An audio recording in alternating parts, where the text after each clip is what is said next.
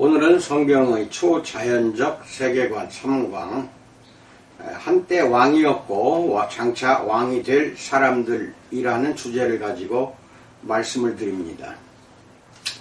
제가 하는 강의들은 처음 듣는 내용들도 많기 때문에 이해가 안 되는 부분은 두 번, 세 번 듣고, 그래도 이해가 안 되면은 나에게 전화를 하든지 메일로 물어보시기 바랍니다. 그래서 반드시 알고 넘어갈 필요가 있습니다.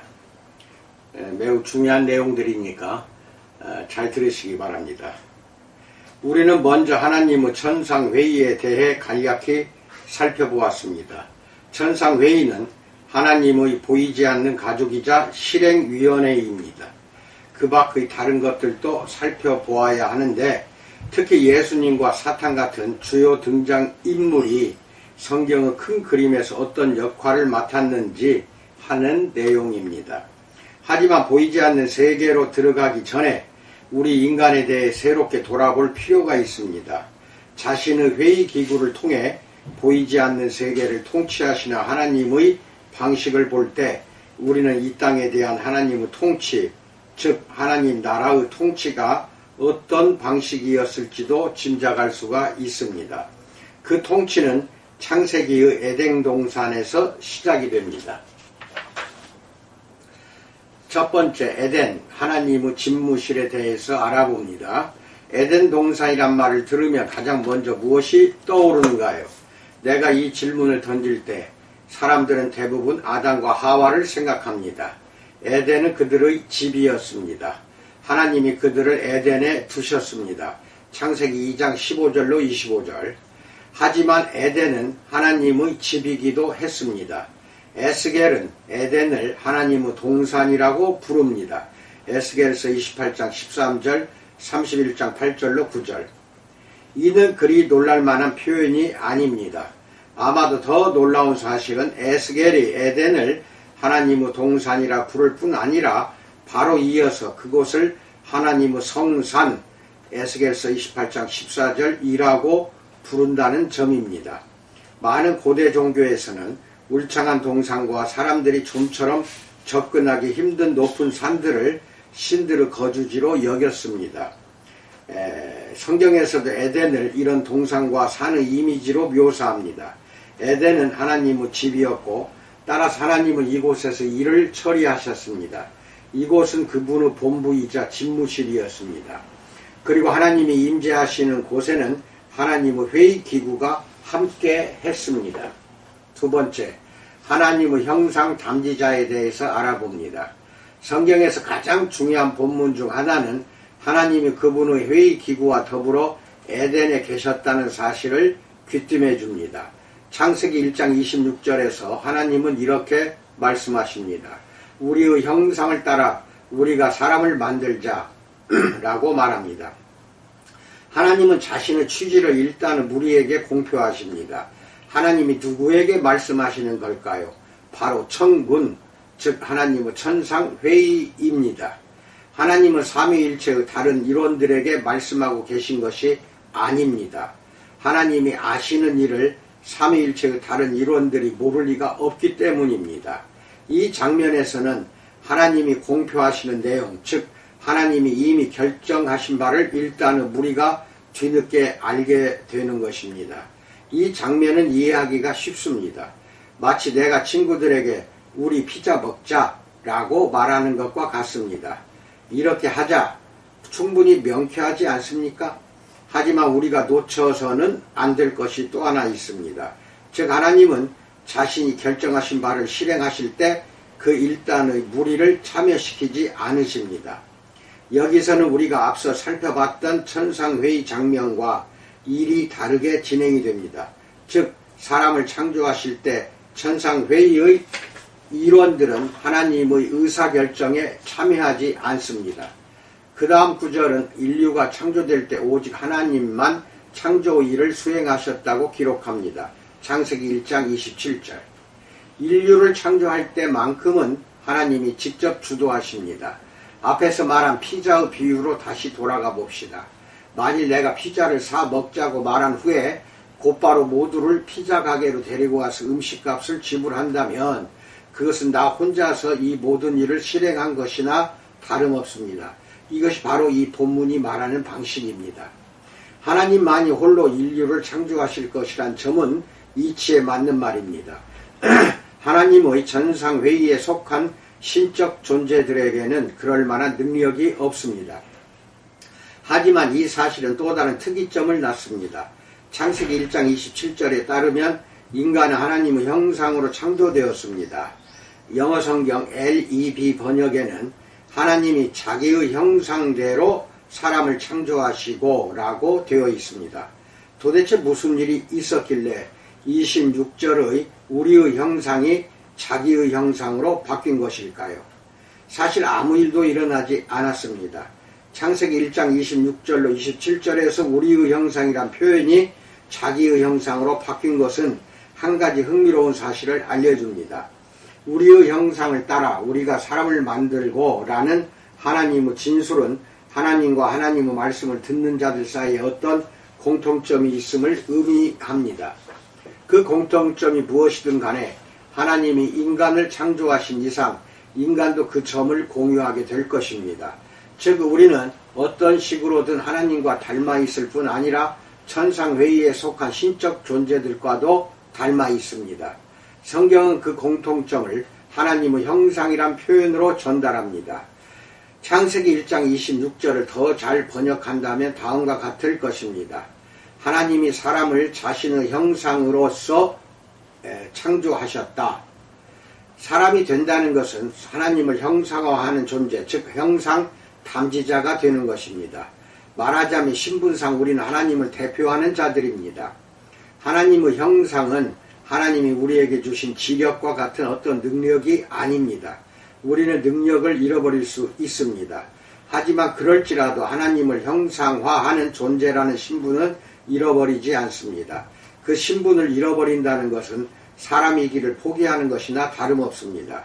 인간은 누구나 잉태된 순간부터 무덤까지 항상 사람이며 하나님을 형상화하는 존재입니다. 그렇기 때문에 인간의 생명은 신성합니다. 그렇다면 우리는 어떻게 하나님을 대표하는 것일까요? 우리는 이미 앞에서 하나님이 자신을 보이지 않는 실행위원회의 신적 존재들에게 자신의 권한을 나눠주신다는 점을 살펴보았습니다. 하나님은 이 땅의 인간에게도 이와 같이 하십니다. 하나님은 보이는 것들과 보이지 않는 모든 만물 위에 계신 왕으로서 다스리십니다. 하나님은 영적 세계와 인간 세계에 속한 자신의 가족들과 더불어 그 통치권을 공유하십니다. 우리는 이 땅에 살면서 하나님의 계획에 동참합니다. 하나님의 계획은 그분이 뜻하신 대로 인류가 이 세상을 다스리고 그분과 함께 이 세상을 누리는 것입니다.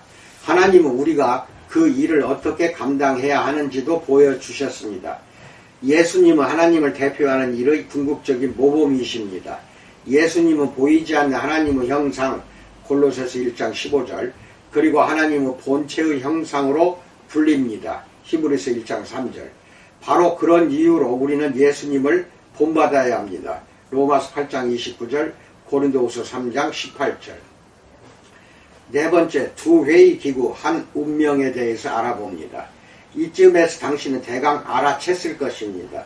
즉 천상회의처럼 인간은 기본적으로 지상에 있는 하나님의 집행부, 즉 하나님의 회의기구라는 사실입니다. 우리는 천상회의의 일원들이 그렇듯이 하나님의 임재 안에서 살아가도록 지음받았습니다.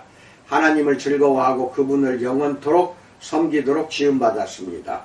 원래대로라면 그 일이 이 땅에서도 일어나야 했습니다. 에덴은 하늘과 땅이 교차하는 지점이었습니다. 하나님과 그분의 천상회의의 일원들이 함께였듯이 인류도 그래야 했습니다. 하지만 무엇을 위해서일까요? 하나님이 아담과 하와에게 말씀하셨습니다.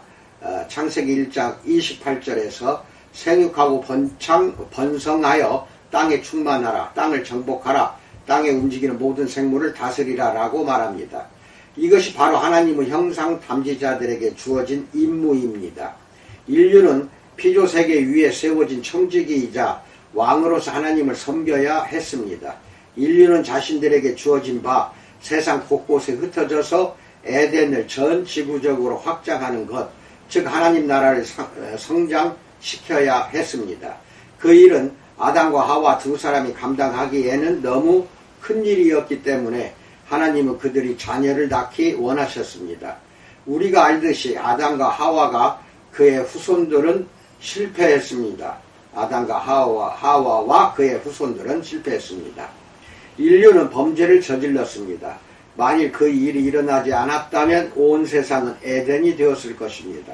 우리도 그 완전한 행성에서 영원한 삶을 누리면서 하나님 및 영적인 가족과 함께 했을 것입니다.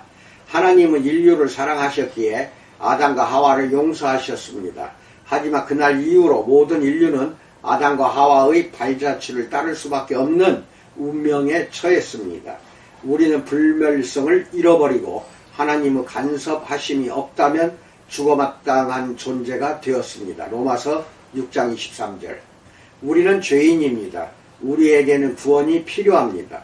하나님이 우리가 그분의 신적인 가족에 합류하여 회의기구 일원이 되고 그분의 임재 안에서 살기 원하신다는 사상은 성경이 말하는 몇 가지 놀라운 진리를 우리가 이해할 수 있도록 돕습니다.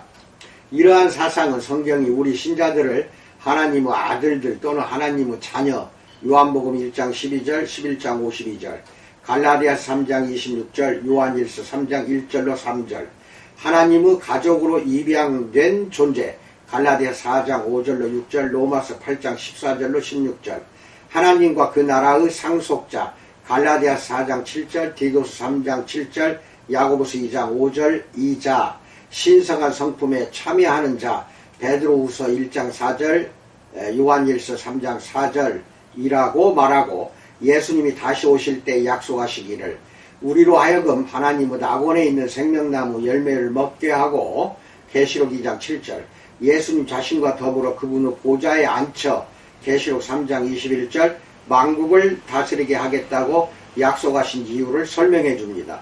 계시록 2장 26절로 28절. 우리는 이런 삶을 통해 에덴으로 돌아갑니다. 또다시 천국이 이 땅에 임할 것입니다. 새롭고도 전 지구적인 에덴에서 다스리는 것, 바로 이것이 우리가 내세에서 하게 될 일입니다. 우리는 본래 아담과 하와에게 의도되었던 그 열매들을 만끽하게 될 것입니다. 영생은 온종일 기타를 치며 흥얼거리는 것 따위가 아닙니다. 영생은 오히려 하나님 자신과 부활하신 예수님, 그리고 인류와 초자연적 존재들을 포함한 하나님의 형상을 지닌 모든 가족이 완전한 창조세계에서 감히 상상할 수 없는 풍성함을 함께 발견하고 누리는 것입니다. 다섯 번째, 이것이 왜 중요한가에 대해서 알아봅니다. 물론 그래 보이지 않을 수도 있지만 이것으로부터 삶을 변화시키는 많은 생각들이 발현됩니다.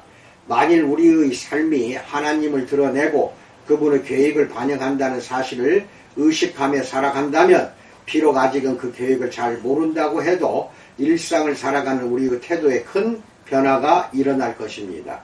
하나님의 원래 목적은 세상 전부를 에덴처럼 만드는 것이었습니다.